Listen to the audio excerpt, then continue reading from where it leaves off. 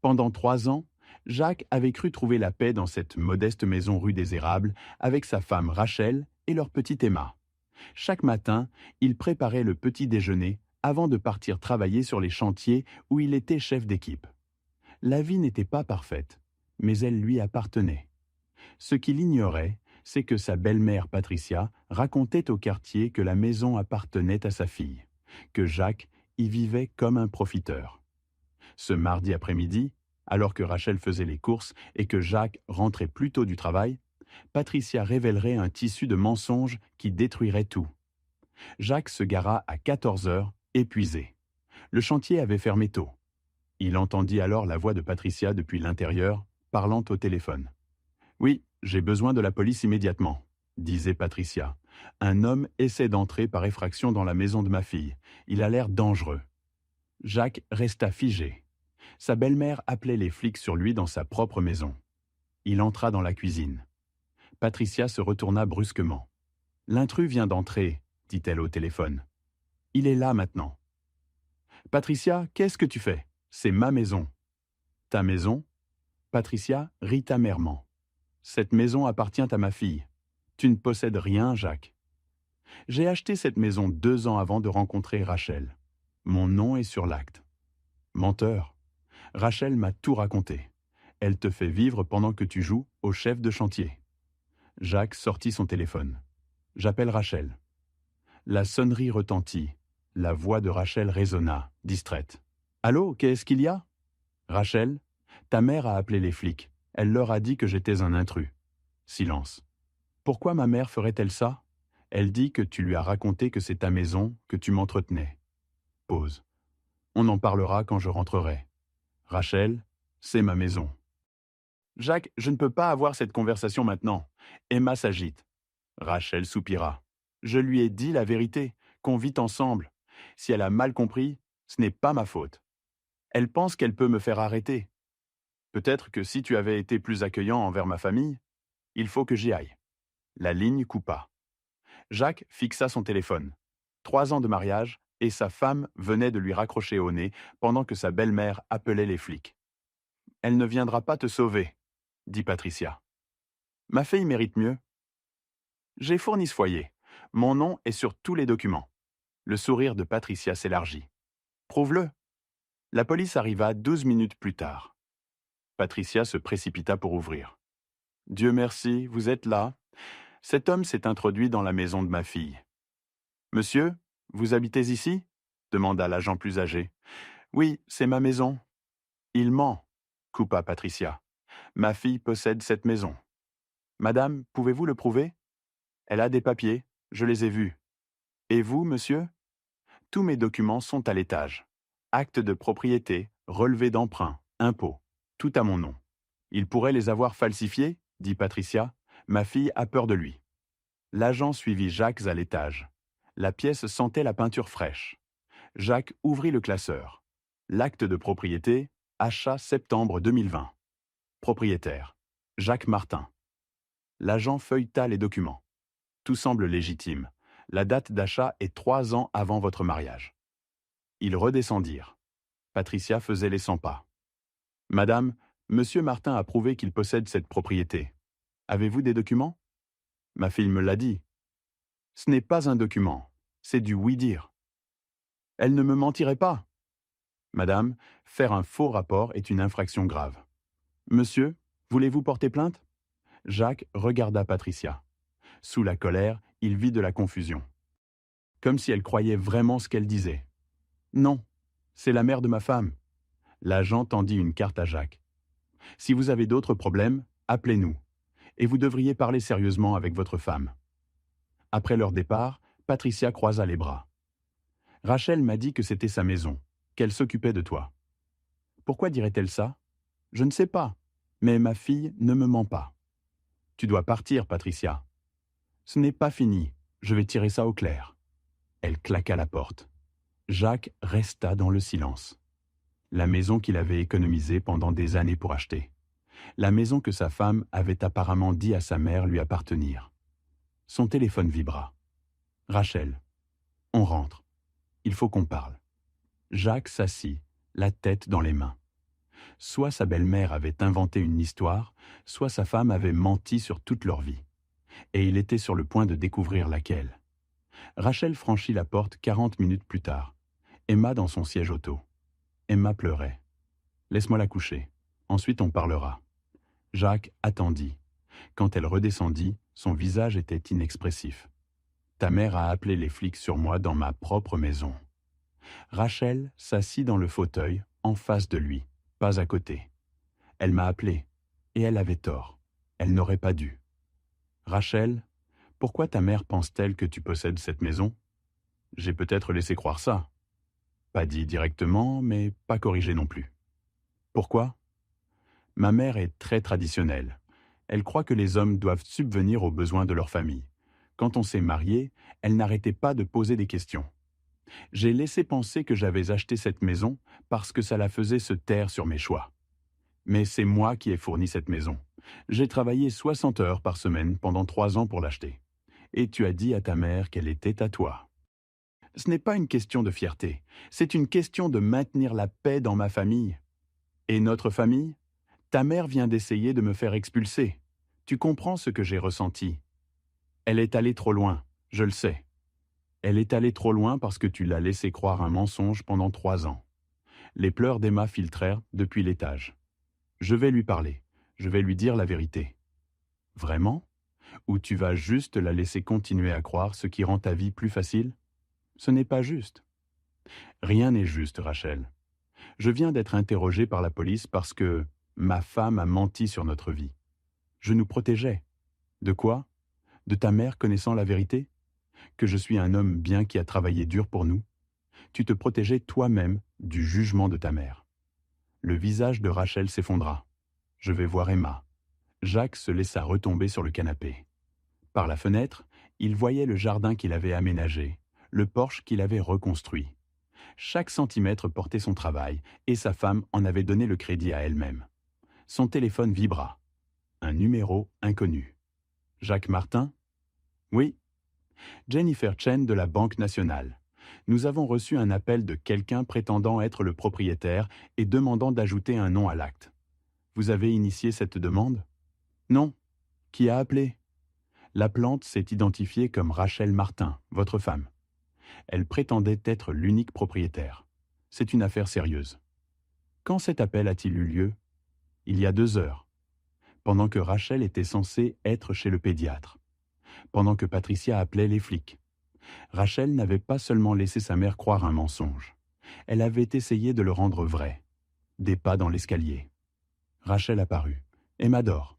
Jacques, je suis désolé. Je vais tout dire à ma mère. Tu as appelé la banque aujourd'hui? Rachel se figea. Quoi? La Banque nationale.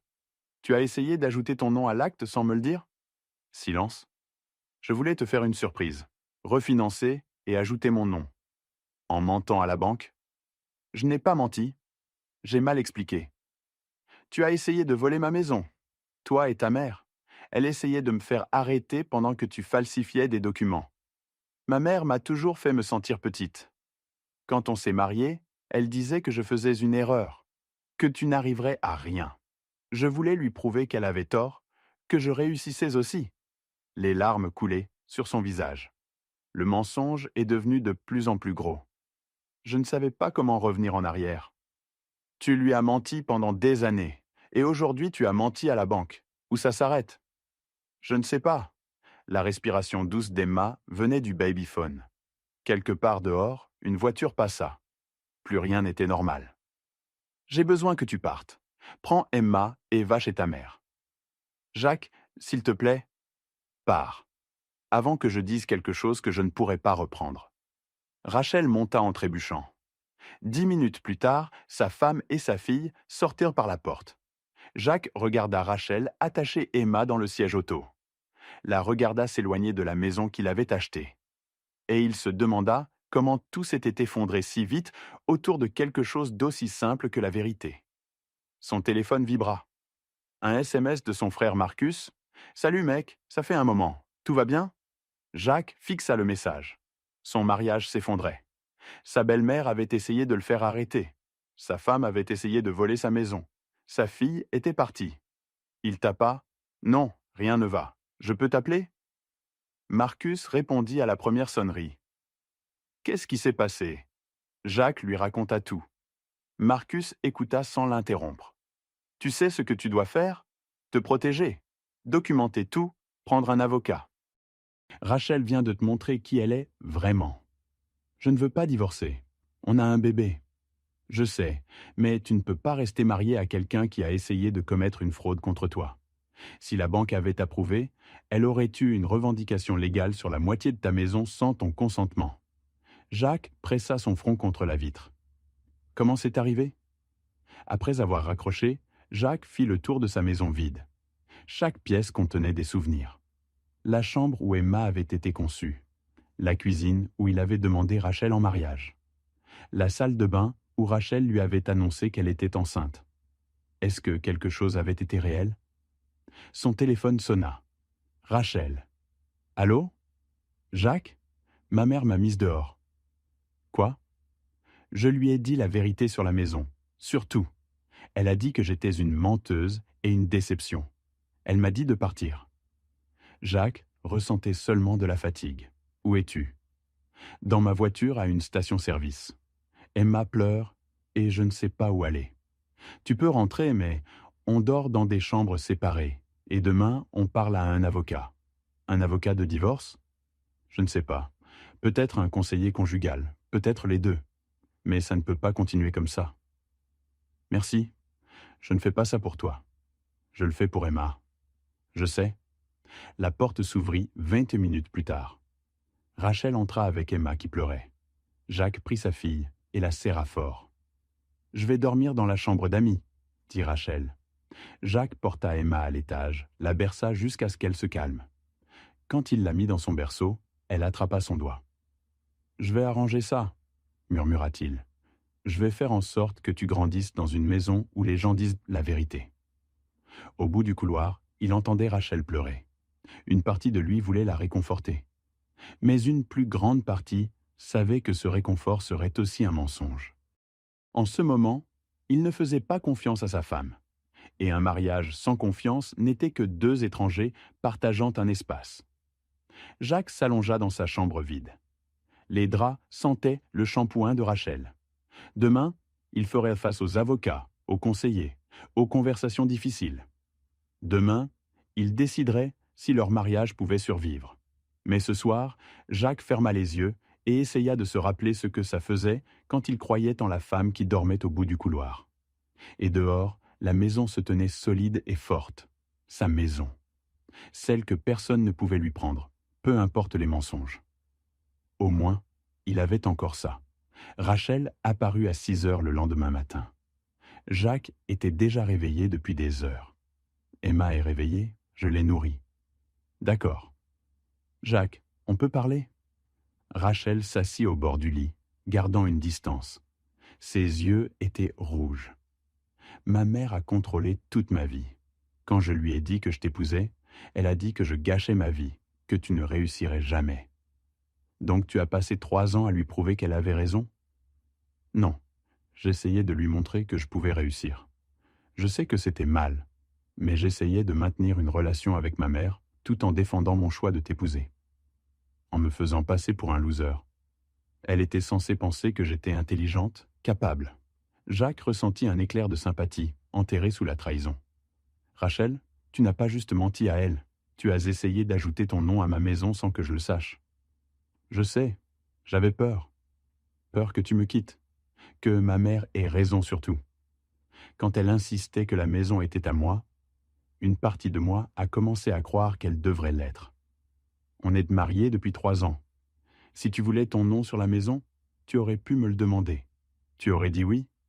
Peut-être. Probablement. Mais maintenant je ne le saurai jamais, parce que tu as juste essayé de la prendre. Les babillages d'Emma venaient du moniteur. Alors que se passe-t-il maintenant? On doit parler à quelqu'un. Un conseiller au minimum, peut-être un avocat. Je ne veux pas divorcer. Moi non plus, mais je ne sais pas si je peux encore te faire confiance. Chaque fois que tu es sur ton téléphone, je vais me demander si tu rappelles la banque. Ce n'est pas un mariage, Rachel. C'est une prison. Rachel se leva brusquement. Je vais arranger ça. Ta mère connaît déjà la vérité et elle t'a mise dehors. Je vais la faire s'excuser. Je ne veux pas de ces excuses. Je veux comprendre pourquoi ma femme est devenue quelqu'un que je ne reconnais pas. Le visage de Rachel s'effondra. Ils prirent rendez-vous avec docteur Sarah Martinez, une conseillère conjugale d'une cinquantaine d'années aux yeux bienveillants. Dites-moi ce qui vous amène ici. Ils expliquèrent tour à tour. Rachel mettait l'accent sur le contrôle de sa mère. Jacques se concentrait sur les mensonges et la fraude. Rachel, vous comprenez que ce que vous avez fait est une forme d'abus financier? Le visage de Rachel pâlit. Je n'essayais pas de l'abuser. L'intention ne change pas l'impact.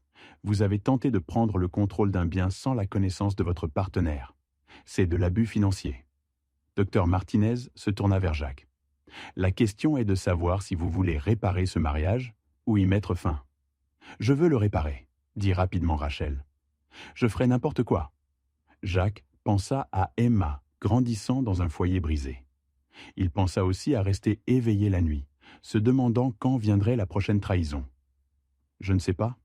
Une partie de moi veut arranger ça, mais une partie pense que c'est déjà trop cassé. Docteur Martinez hocha la tête. C'est honnête. Vous avez passé 3 ans à construire un récit faux pour éviter de décevoir votre mère, mais vous avez détruit la confiance de votre mari. Ça prend des années de comportement cohérent et transparent. Je peux faire ça, dit Rachel. Le pouvez-vous? Pouvez-vous poser des limites avec votre mère? Pouvez-vous choisir votre mari plutôt que son approbation? Parce qu'à moins que vous ne le fassiez, ce schéma continuera. Je ne sais pas comment poser des limites avec elle. Alors vous n'avez pas encore les outils pour sauver ce mariage? Et Jacques, vous devez décider si vous êtes prêt à attendre pendant que Rachel apprend ses outils. La séance se termina avec des devoirs. Dans la voiture, aucun d'eux ne parla. Je vais faire mieux, dit Rachel en se garant. Je te le promets. Jacques coupa le moteur. Tes promesses ne valent pas grand-chose en ce moment. Alors que dois-je faire? Je ne sais pas, mais les mots ne suffiront pas. Tu as passé 3 ans à dire une chose et en faire une autre. Le visage de Rachel se durcit. Donc tu vas juste me punir pour toujours?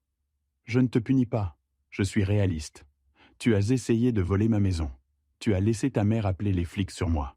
Ce ne sont pas des petites choses. J'ai fait une erreur. Tu as fait une série de choix sur 3 ans. Ce n'est pas une erreur, c'est un schéma. 3 jours passèrent dans un silence gênant. Jacques et Rachel se déplaçaient comme des étrangers polis, communiquant seulement sur Emma. Ils assistèrent à leur 2e séance de conseil et parlèrent à peine au retour. Docteur Martinez leur avait donné des devoirs. Rachel devait écrire tous ses mensonges. Jacques devait écrire à quoi ressemblerait la reconstruction de la confiance. Le 4e soir, Jacques trouva Rachel à la table de la cuisine avec des papiers étalés. « Qu'est-ce que c'est ?»« Mes devoirs. Chaque mensonge écrit. » Jacques s'assit. La liste faisait 3 pages. Elle commençait par « Dis à maman que j'avais acheté la maison » et continuait à travers des dizaines de petits mensonges. Conversation où elle avait induit en erreur. Discussion financière où elle avait exagéré ses contributions. Au bas de la dernière page, j'ai menti parce que c'était plus facile que d'être moi-même. J'ai menti parce que j'avais peur. J'ai menti parce que je ne pensais pas être assez. Jacques lut la liste 2 fois. Ensemble, elles peignaient un mariage construit sur du sable. Ça a dû être difficile à écrire. Ça l'était. En voyant tout écrit, je réalise combien je t'ai blessé. Les mains de Rachel tremblaient. Je ne sais pas comment tu pourras me pardonner. Je ne sais pas non plus, mais c'est un début. Rachel leva les yeux. Vraiment? C'est un début, ce n'est pas le pardon, mais c'est une reconnaissance. Ils restèrent assis en silence. Emma était au lit. J'ai réfléchi, dit Rachel prudemment. J'ai cherché une thérapie, individuelle, pas juste le conseil de couple, pour travailler sur pourquoi je laisse ma mère me contrôler. Pourquoi je pensais que mentir était mieux que me défendre. Jacques sentit quelque chose se détendre. Pas le pardon, mais peut-être une possibilité. C'est bien, c'est vraiment bien. Je vais aussi écrire une lettre à ma mère. Expliquer tout, poser de vraies tes limites, rendre clair que je te choisis toi et Emma plutôt que son approbation. Elle la lira? Je ne sais pas, mais je dois l'écrire pour moi, pas pour elle. Jacques hocha la tête. Pour la première fois depuis des jours, il sentit que peut-être ils n'étaient pas à la fin. Peut-être qu'ils étaient à un début. Un début qui reconnaissait les dégâts. Un début qui comprenait que la confiance devait être reconstruite, brique par brique, vérité par vérité. Je dors toujours dans la chambre d'amis. Ça n'arrange pas tout. Je sais, et je suis toujours en colère. Certains jours, je vais me demander si ça vaut le coup. Je sais ça aussi, mais je suis prêt à essayer. Pour Emma. Et parce que, quelque part sous tous ces mensonges, je pense qu'il y a encore la femme dont je suis tombé amoureux. Rachel tendit la main. Il ne se retira pas. Je vais devenir cette femme. Je vais faire le travail même quand c'est dur. Les mots sont bon marché, Rachel. Je sais, alors regarde mes actions. Regarde ce que je fais, pas ce que je dis. Jacques pensa à la maison où il vivait. Sa maison. Celle qu'elle avait essayé de revendiquer. Mais peut-être qu'elle pourrait devenir leur maison. Pas légalement, pas encore. Mais émotionnellement. Un espace partagé, construit sur la vérité. D'accord, dit-il calmement. Je regarde. Rachel rassembla ses papiers et se leva. Je vais finir ma lettre. Et Jacques, merci de ne pas abandonner. Je ne fais pas ça pour toi. Je le fais pour Emma. Je sais. Elle monta. Jacques entendit le cliquetis du clavier. Par la fenêtre, la rue était sombre. Quelque part, d'autres familles menaient leur propre lutte. Jacques se demanda combien tenaient par des filles aussi minces. Mais il tenait. C'était quelque chose. Son téléphone vibra. Marcus, comment ça va? Jacques tapa. Toujours marié. Toujours en train d'essayer. C'est tout ce que j'ai. Marcus, c'est suffisant pour aujourd'hui. Et peut-être que c'était le cas. Peut-être que survivre un jour de plus était tout ce que quelqu'un pouvait faire quand son monde s'effondrait. Les grandes décisions pouvaient attendre.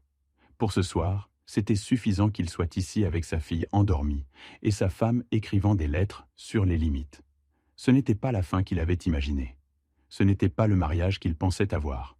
Mais c'était réel, désordonné, douloureux, incertain, mais réel. Et parfois, pensa Jacques, le réel était mieux que le parfait. Au moins le réel avait une chance de durer. Dans la chambre d'amis, il s'allongea. Au bout du couloir, il entendait la voix étouffée de Rachel. Elle devait avoir appelé sa mère. Le ton était ferme, différent. Peut-être qu'elle apprenait enfin à se défendre. Peut-être qu'elle les choisissait enfin. Ou peut-être que c'était trop peu, trop tard. Seul le temps le dirait. Et pour la première fois depuis que Patricia avait appelé les flics, Jacques pensa qu'il avait peut-être assez de temps pour le découvrir. Il ferma les yeux et pensa à Emma. À quel genre de parent il serait, aux leçons qu'elle apprendrait en les regardant gérer cette crise. Et il décida que peu importe ce qui arriverait, il s'assurerait qu'Emma grandisse en sachant que la vérité comptait plus que le confort, que l'intégrité valait plus que l'approbation, que l'amour se construisait sur l'honnêteté, même quand l'honnêteté faisait mal. C'étaient les leçons que sa maison enseignerait. Sa maison qui pourrait un jour devenir la leur si Rachel pouvait prouver qu'elle valait la peine. Sinon, il élèverait Emma ici seule. Dans tous les cas, la maison tiendrait. Et lui aussi. C'était suffisant pour ce soir. L'histoire de Jacques et Rachel révèle l'espace dangereux entre qui nous sommes et qui nous prétendons être pour rendre les autres heureux. Rachel a passé 3 ans à jouer une version d'elle-même qui gagnerait l'approbation de sa mère. Chaque mensonge semblait petit, mais ensemble, ils ont pourri la fondation de son mariage. Première leçon. Quand vous mentez pour éviter le jugement de quelqu'un, vous garantissez le vôtre. La tromperie de Rachel ne l'a pas libérée des critiques de sa mère.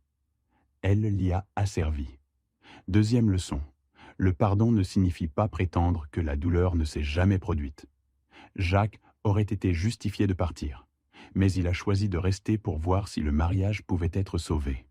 Les gens peuvent changer, mais seulement s'ils sont prêts à faire le dur travail de devenir honnêtes.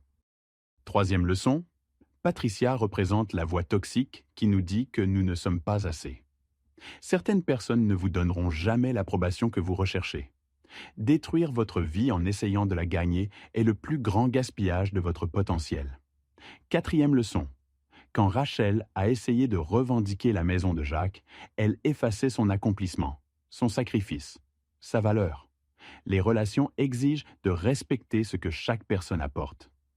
Le vrai partenariat signifie célébrer les contributions de l'autre, pas les voler. Leçon finale. Emma grandira en regardant ses parents choisir la vérité plutôt que le confort. Vos enfants apprennent à quoi ressemble l'amour en regardant comment vous aimez. Ils apprennent si l'honnêteté compte en regardant ce que vous faites quand la vérité coûte cher. En fin de compte, cette histoire nous enseigne que la personne que vous prétendez être pour gagner l'approbation finira par détruire la personne que vous êtes. Que les mensonges se composent comme des intérêts. Que la confiance se construit en centimètres et se détruit en instants, mais peut être reconstruite si les deux personnes s'engagent dans le travail douloureux de la vérité. La maison tient toujours. Le mariage a survécu, mais seulement parce que deux personnes ont décidé qu'une relation honnête et imparfaite valait mieux qu'un mensonge confortable. C'est le choix auquel nous faisons tous face chaque jour, la performance facile ou la vérité difficile. Et chaque fois que nous choisissons la vérité, même quand elle nous coûte, nous construisons quelque chose qui peut vraiment durer. Merci d'avoir écouté mon histoire. Si elle t'a touché, laisse un like, écris en commentaire ce qui t'a le plus parlé et abonne-toi à la chaîne. Beaucoup d'autres histoires arrivent. Ce n'est pas la fin de la mienne, c'est seulement le début de quelque chose de meilleur.